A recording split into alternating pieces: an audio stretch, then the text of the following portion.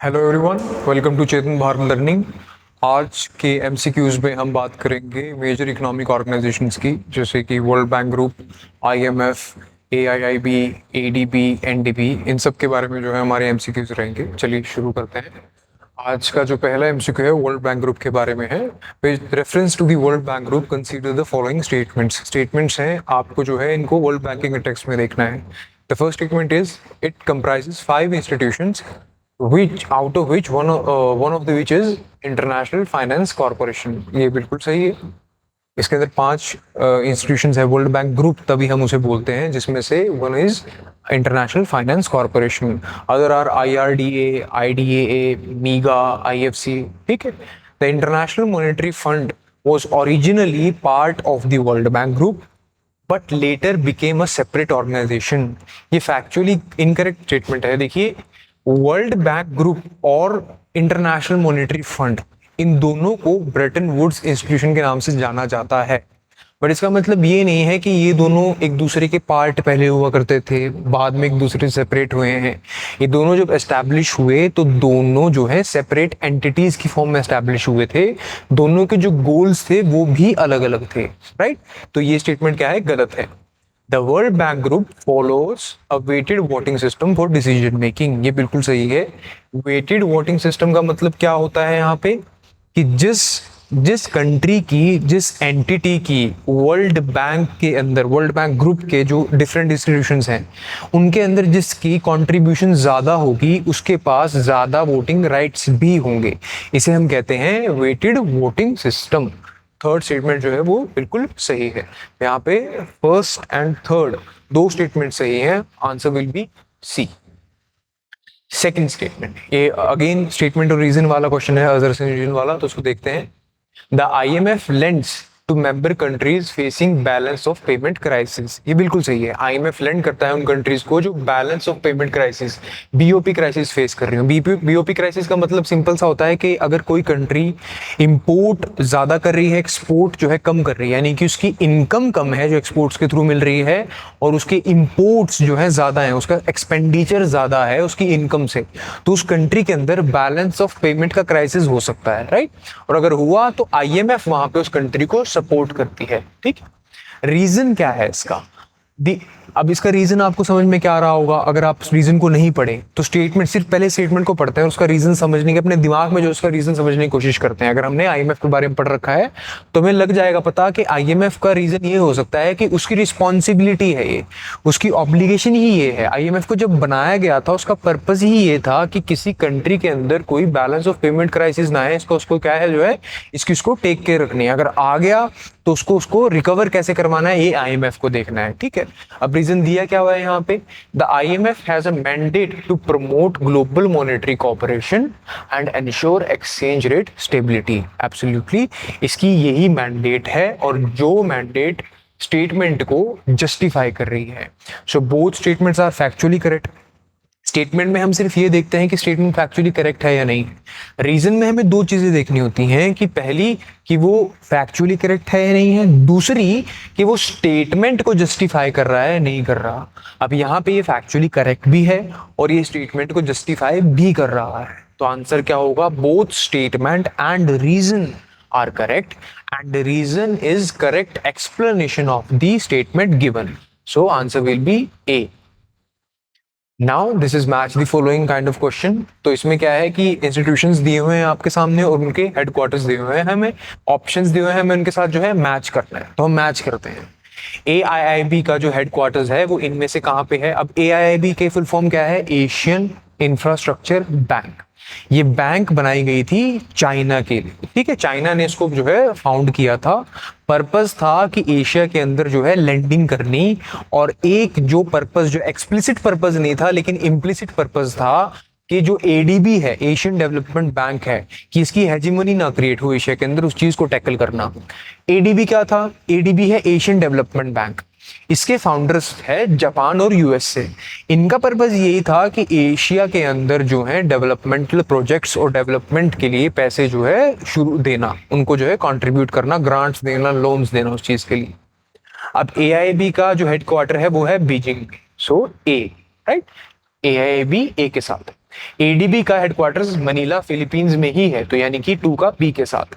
NDB जो है New Development Bank, New Development Bank BRICS countries ने एक बैंक बनाई थी बाय फोर्टालेजा डिक्लेरेशन इन 2014। 2014 में डिक्लेरेशन आई थी जिसका नाम था Fortaleza declaration.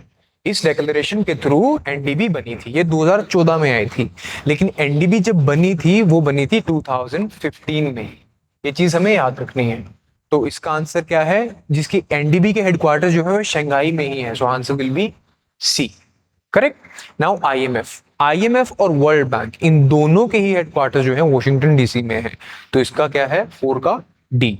So answer will B 1A इन तीनों में है, 2B बी यहाँ पे है और यहाँ पे है, 3C यहाँ पे डी आ गया। सो आंसर हमें यहीं से पता लग गया कि आंसर होगा ए। अब ये क्वेश्चन जो है वो एशिया इंफ्रास्ट्रक्चर इन्वेस्टमेंट बैंक के ऊपर है, पढ़ते हैं। Consider the following statement regarding the Asian Infrastructure Investment Bank. It is a multilateral development bank. It is right. ये MDB है। MDB जो ये एक्रोनिम है, आपको बहुत बार सुनने को देखने को मिलता होगा न्यूज़पेपर्स में, करंट अफेयर्स में। इसका मतलब होता है मल्टीलेटरल डेवलपमेंट बैंक्स और मल्टीलेटरल डेवलपमेंट इंस्टीट्यूशंस, अगर आई लिखा हुआ है वहां पे, ठीक है। मल्टीलेटरल डेवलपमेंट बैंक है, हेडक्वार्टर कहाँ पे है, बीजिंग चाइना में है, ये तो हमने पीछे देखा, यहां तक तो बिल्कुल ठीक है। Aimed at financing infrastructure project mainly in Asia, अब ये बिल्कुल सही है। यहाँ पे अगेन आपको 3 चीजें पता लग गई हैं एआईबी के बारे में। पहली चीज उसका नेचर क्या है, वो मल्टीलेटरल डेवलपमेंट बैंक है। दूसरी चीज उसके हेडक्वार्टर्स कहाँ पे है। तीसरी चीज उसका पर्पस क्या है।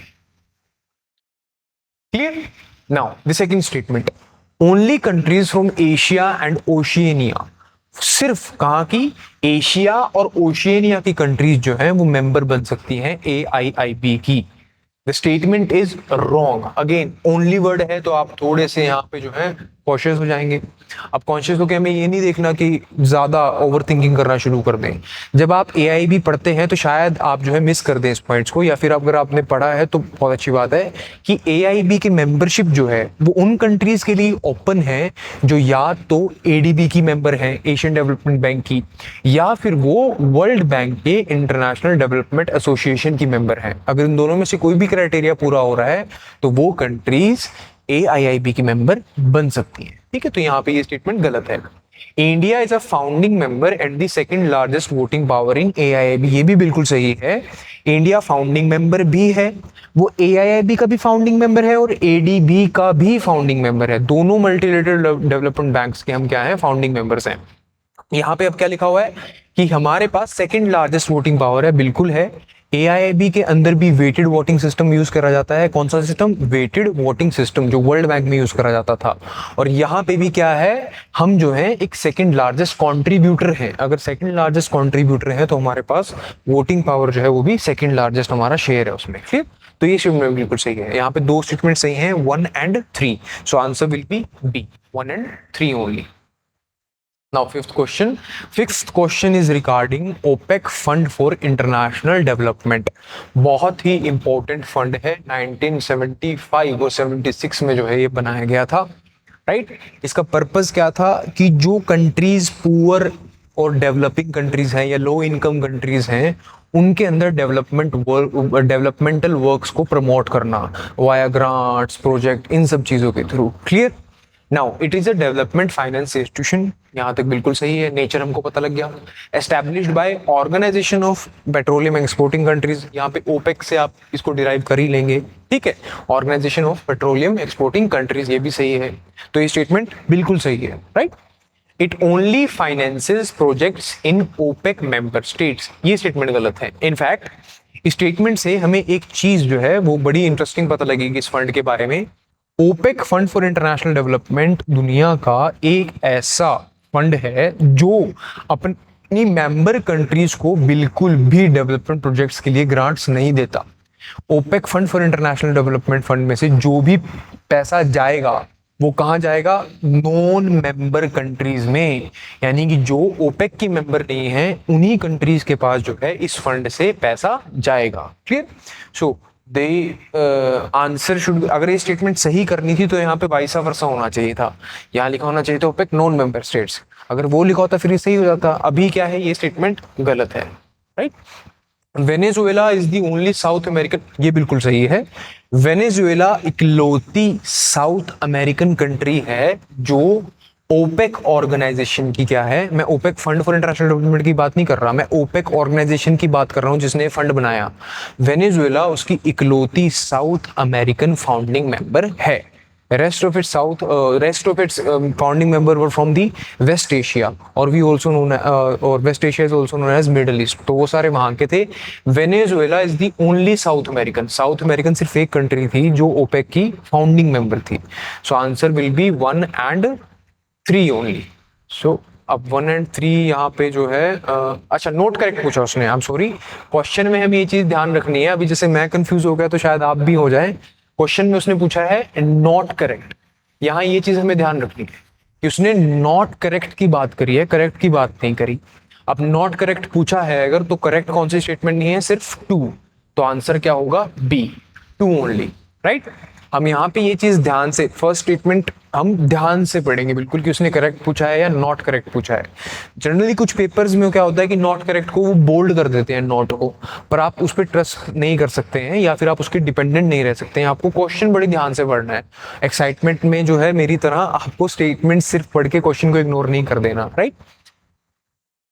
अब 6th क्वेश्चन में द डिफरेंस बिटवीन, उसने पूछा है the difference between IMF and World Bank in terms of function can be best summarised as. देखिए क्वेश्चन बोल रहा है, अब यहाँ पे क्वेश्चंस में क्या होता है, कई बार कैंडिडेट्स को लगता है कि मेरा आंसर सी था, किसी का आंसर बी था, और आंसर जो है जो फाइनल आंसर शीट में आया वो ए आया है। मल्टीपल आंसर्स आपको लगते हैं पॉसिबल हैं, बट यहाँ पे क्वेश्चन ने क्या पूछा है, can be best summarised as. उसने आपसे कंपैरेटिव एनालिसिस मांगा है कि इन स्टेटमेंट्स में से जो बेस्ट समराइज करती है IMF के और वर्ल्ड बैंक के डिफरेंस को। अगर आपके दोनों के पर्पस के बारे में आप जानते हैं तो आप जो है स्टेटमेंट्स को इजीली फाउंड जो है इस आंसर को इजीली फाइंड आउट कर सकते हैं। अब देखते हैं स्टेटमेंट में क्या लिखा हुआ है।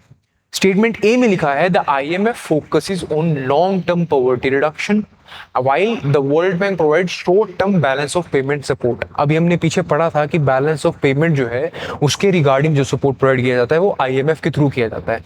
सो ये वाइसा वर्सा स्टेटमेंट होती तो बिल्कुल सही होती, पर यहाँ पे ये क्या है, ये कॉन्ट्ररी है स्टेटमेंट। अगर यहाँ पे वर्ल्ड बैंक होना चाहिए और यहाँ पे IMF होना चाहिए फिर ये सही होगी। तो अभी के लिए ए तो नहीं है।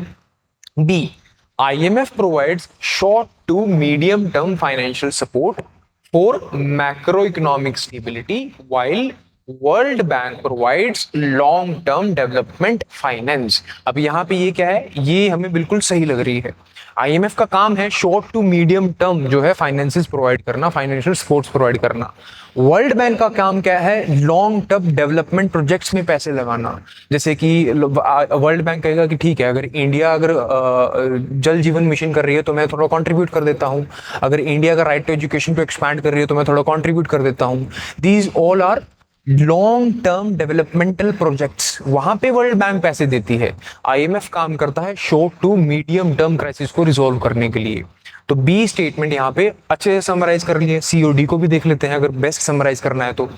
Both IMF and World bank primarily focus on trade dispute settlement, ये बिल्कुल गलत है। ट्रेड डिस्प्यूट सेटलमेंट के लिए दोनों में से कोई भी रिस्पॉन्सिबल नहीं है, उसके लिए एक अलग बॉडी है जिसका नाम है WTO, राइट, ये अलग बॉडी है all together. D, IMF funds only private sector projects, अब ये यहीं पे गलत हो जाएगी। IMF सिर्फ जो है फंड करता है प्राइवेट सेक्टर प्रोजेक्ट्स को। पहली बात तो IMF फंड नहीं करता है किन तरीके के प्रोजेक्ट्स को, वो बैलेंस ऑफ पेमेंट क्राइसिस के लिए जो है वो रिस्पॉन्सिबल है, मतलब उनको ठीक करने के लिए रिस्पॉन्सिबल है, फंड करने के लिए वो किसी चीज को रिस्पॉन्सिबल नहीं है, राइट। और while world bank funds only public sector, ये भी गलत है। वर्ल्ड बैंक प्राइवेट सेक्टर को भी जो है फंड देता है अगर वो लॉन्ग टर्म डेवलपमेंटल प्रोजेक्ट्स में इन्वॉल्व हैं। जैसे बहुत सारी NGOs हैं जो अफ्रीका में काम करती हैं, तो उनको हो सकता है वर्ल्ड बैंक फाइनेंशियल हेल्प देता हो, ठीक है। तो ये स्टेटमेंट भी गलत होगी। आंसर क्या है हमारा, B, answer will be B. Now 7th question, with reference to the Asian Infrastructure Investment Bank AIIB के बारे में क्वेश्चन है। Consider the following statements। देखिए 2 स्टेटमेंट में क्वेश्चन भी जो है बहुत बार में देखने को मिलता है। देखते हैं। The United States and Japan are among its largest share holder, अब ये बिल्कुल गलत स्टेटमेंट है अगर हम AIIB की बात कर रहे हैं। अगर हम यहाँ पे एडीबी की बात कर रहे होते तो ये स्टेटमेंट सही हो जाती, यानी कि जो ये स्टेटमेंट है ये एडीबी के बारे में सही है, एआईआईबी के बारे में स्टेटमेंट क्या है, गलत है, right. Second statement, AIIB was seen as viable alternative to the dominance of New Development Bank। अब अगर आपको पता है कि AIIB को फाउंडिंग मेंबर जो है वो चाइना है, सेकंड लार्जेस्ट कंट्रीब्यूटर इंडिया है, और आपको पता है कि न्यू डेवलपमेंट बैंक जो है उसके फाउंडिंग मेंबर ब्रिक्स कंट्रीज हैं, ब्रिक्स कंट्रीज। तो आपको ये तो पता लग गया कि इंडिया और चाइना यहाँ पे भी हैं और इंडिया और चाइना एआईआईबी में भी है। तो एक काउंटर इंट्यूटिव स्टेटमेंट हो गई है बहुत ज्यादा। काउंटर इंट्यूटिव का मतलब कि अपने आप में ही ये जो क्लैश कर रहे हैं इसके फैक्ट्स। अगर कोई कंट्री एक बैंक को बना रहा है और वही कंट्री और वही कंट्रीज दूसरे बैंक को भी बना रहे हैं, तो वो दोनों एक दूसरे कॉम्पिटिटर कैसे हो सकते हैं? So the statement is not right. Clear?